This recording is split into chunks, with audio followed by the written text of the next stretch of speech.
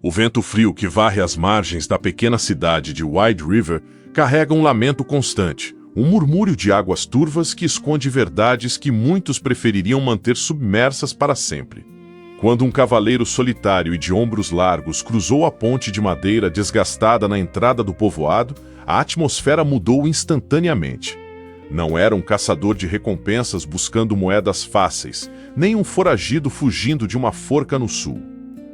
Era Ezekiel Boone, um pai de feições endurecidas pelo tempo e pelo luto, que retornava ao local onde seu único filho havia desaparecido misteriosamente 5 anos antes.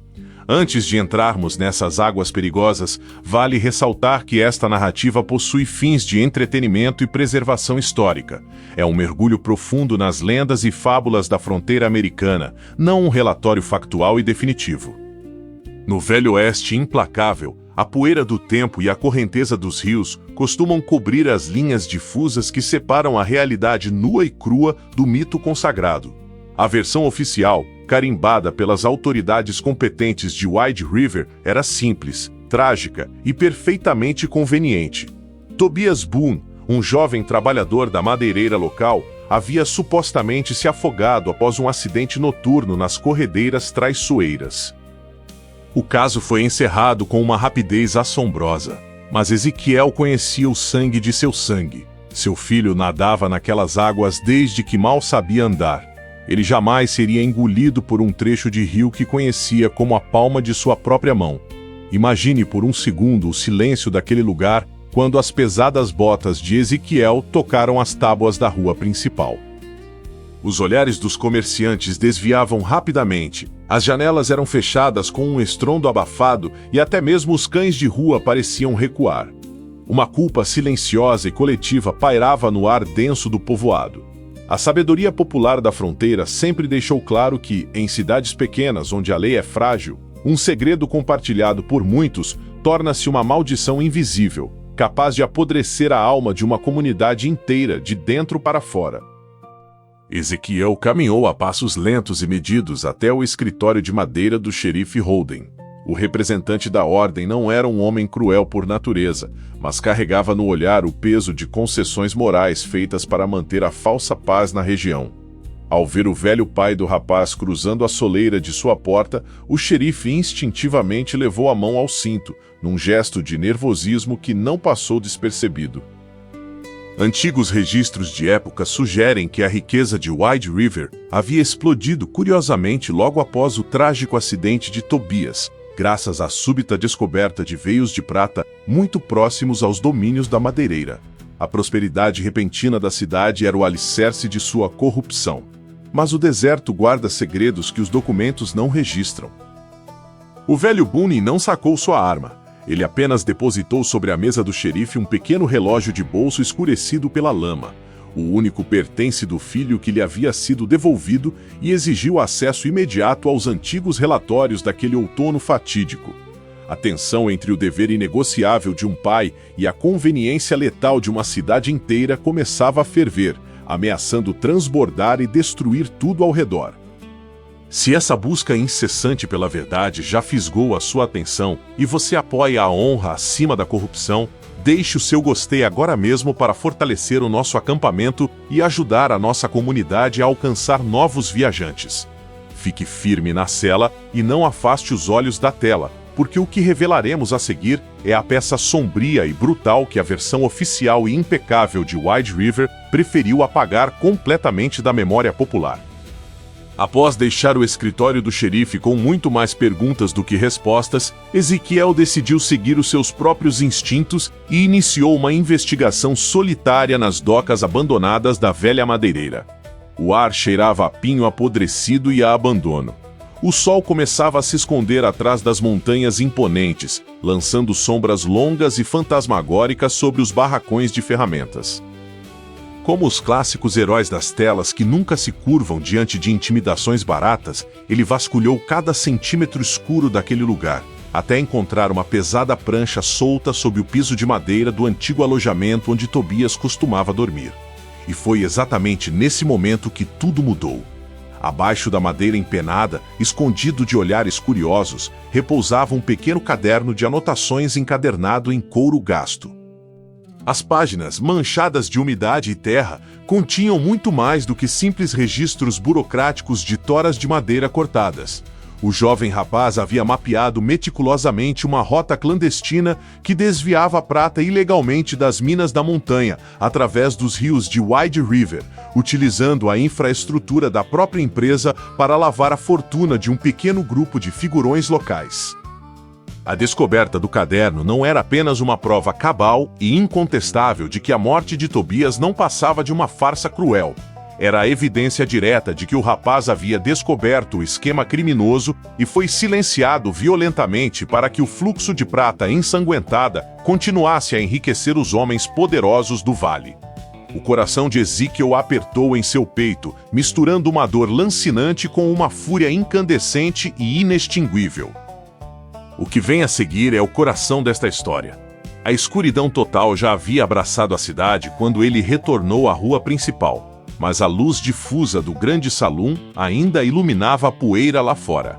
Lá dentro, os homens que haviam assinado o atestado de óbito falso de seu filho bebiam e celebravam os seus lucros sujos, alheios ao fato de que o próprio fantasma do passado acabara de bater à porta de Wide River. A verdade já não estava mais submersa nas águas frias e mortais do rio. Ela estava nas mãos ásperas de um pai disposto a queimar a cidade inteira para cobrar a imensa dívida moral daquela terra. As portas de vai-vem do grande salão de Wide River não rangeram quando Ezekiel Boone as empurrou. Elas se abriram com um estrondo seco que cortou o som alegre do piano e paralisou as risadas estridentes que enchiam o ambiente enfumaçado. O silêncio que se seguiu foi absoluto, pesado e carregado de uma eletricidade letal. No centro do salão, sentados ao redor de uma mesa de feltro verde repleta de garrafas caras e moedas reluzentes, estavam o dono da velha madeireira e os comerciantes mais ricos da cidade. Homens cujos casacos de lã fina e relógios de ouro haviam sido comprados com o sangue do jovem Tobias. Ezekiel não sacou sua arma imediatamente. Com a tranquilidade assustadora de um homem que já perdeu tudo o que tinha a perder no mundo, ele caminhou a passos firmes até a mesa central e atirou o pequeno caderno de anotações encadernado em couro sobre as cartas de baralho. O som do objeto úmido batendo contra a madeira ecoou como o bater de um martelo implacável em um tribunal. Poucos sabem o que aconteceu a seguir.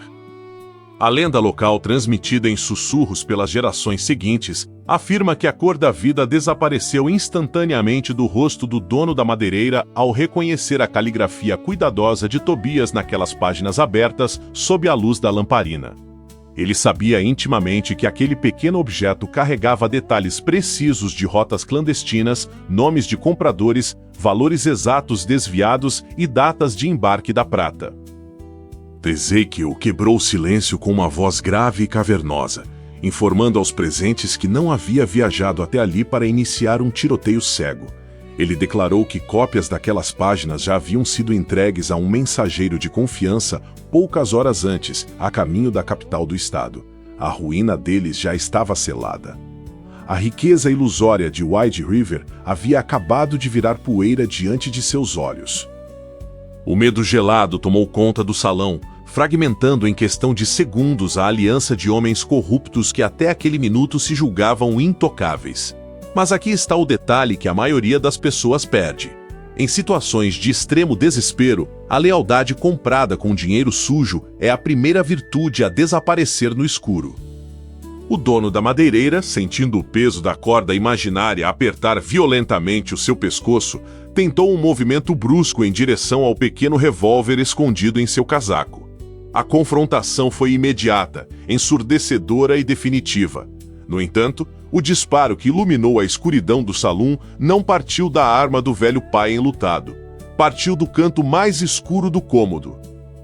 O xerife Holden, o mesmo homem que havia assinado o falso atestado de afogamento anos antes, estava com o cano do seu revólver fumegando, apontado diretamente para o peito do dono da madeireira, que agora desabava pesadamente sobre a mesa de pôquer. O representante da lei, esmagado pelo peso insuportável de sua própria covardia acumulada ao longo dos anos, havia finalmente escolhido um lado. Ele abaixou a arma, olhou profundamente para Ezequiel e, com um aceno silencioso de redenção, desabotoou a própria estrela prateada do peito, deixando-a cair no chão de madeira. A história oficial nunca contou essa parte com a devida profundidade ou honestidade. A narrativa que chegou aos jornais da capital semanas depois relatava apenas um trágico desentendimento noturno entre parceiros comerciais que resultou em um incêndio acidental, consumindo o saloon e boa parte das estruturas de mineração de Wide River. As autoridades responsáveis pela zona chegaram dias atrasadas, encontrando apenas escombros fumegantes e moradores apressados carregando suas bagagens em carroças trêmulas. A cidade incrivelmente próspera desmoronou com a exata mesma rapidez com que havia enriquecido.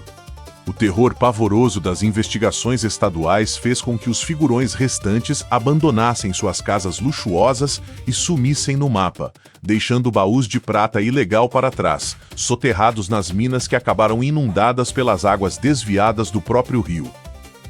Wide River transformou-se em uma assustadora cidade fantasma quase da noite para o dia, um monumento silencioso à ganância humana e ao poder implacável da verdade. Pare por um segundo e pense no que isso significa.